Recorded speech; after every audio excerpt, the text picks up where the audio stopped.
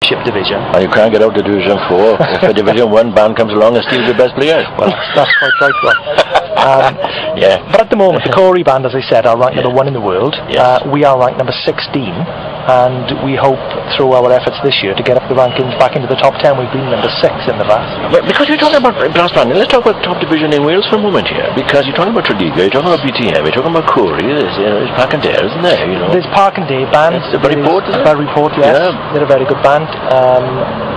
There are about 10 or 12 bands that kind of top section. There's bands from North Wales as well. Yes, great. You've got Northup, you've got Bo Maris, who used to play in the championship section as well. Wrexham Brass. Yeah. Needs a lot of financing though, doesn't it? Because, you know, these instruments, talk big money. Well, yes, a set of brass band instruments for the whole band can be 50, 60, 70,000 pounds. Yeah, easily that. Oh, easily, yes. Yeah. Especially with all the percussion. And the uniform, and then the travel, and all that. Because it's very...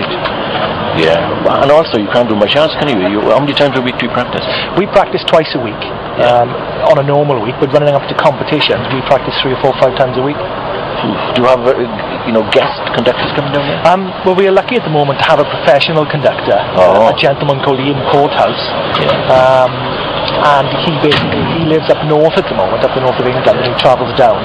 But he's relocating to Pontefract later in the year to be closer to the band.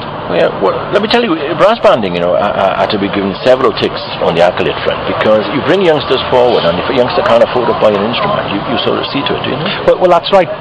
We've always had a history of youth music in Tredegar.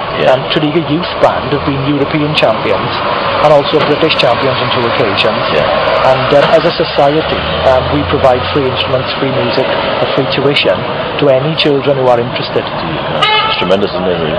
It's an investment in the future of the movement. Of course it is, yeah. A great rivalry, which is healthy in Wales, isn't it? Yeah, definitely. Yeah, and you're playing our flag indeed, and should be given a lot of support.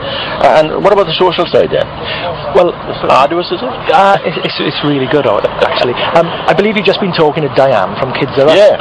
And funnily enough, after our victory at the recent Welsh Championships, we had a social evening, and it took place at Kids Are Us premises, because they've got a fantastic facility down on Park Place. And we have social evenings and fundraising events, and I think the whole social side of brass banding is one of the big, it's very important as well, obviously. What about the cultural side of Tredegar now then? Are there choirs here? Yes, there are several choirs. Obviously, you've got the Tredegar Orpheus Choir. Yeah. There are several mixed choirs. There are ladies' choirs, and we come together quite often and do concerts. One of the things that's happening in Tredegar this year, some other guests may have spoke, is the 150th anniversary of the clock. Yes. And as part of those celebrations, there's going to be a parade through Tredegar. We're going to sing Happy Birthday to the clock. Yeah, you do.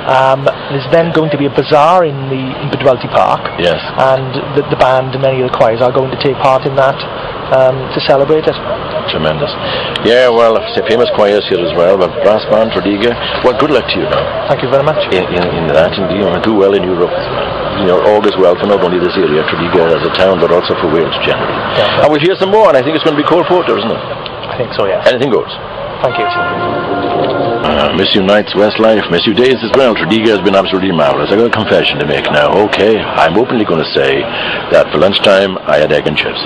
Not only did I have egg and chips, I had bread and butter as well, since I could slip a couple of chips between the bread as I folded it over to have a chip buddy. There we are, I feel better now, having shared that with you. Tredegar was the place then. Marvellous, marvellous visit. It's the first of 3 at the moment, and well, Aberdeen and Treorchy coming on the list too, and many more after that. The entire world, well, within Wales anyway. Great to have the company, and many thanks to Tredegar for the hospitality. Now, they do say, of course, genius is the ability to reduce the complicated to the simple. Well, to the simple now then, with two, is it geniuses or genii? You two would know, wouldn't you? No. Simple as that.